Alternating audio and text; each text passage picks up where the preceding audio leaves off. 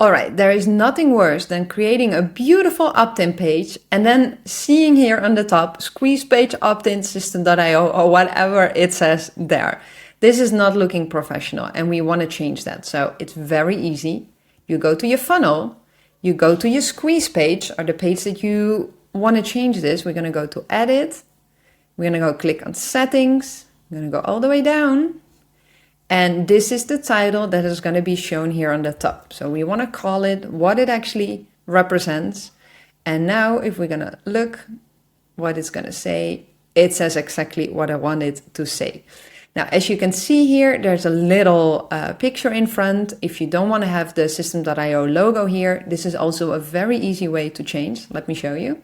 So you go to settings, then you go all the way to custom domains. And the domain that is connected is this one. So you click on this one, go to settings. And then here you see the Favicon. And this is the picture that is going to be shown for that specific domain.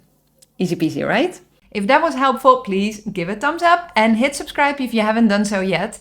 And watch the next video. So there is so many cool things about System.io that I still want to share with you. And I hope to see you in the next one.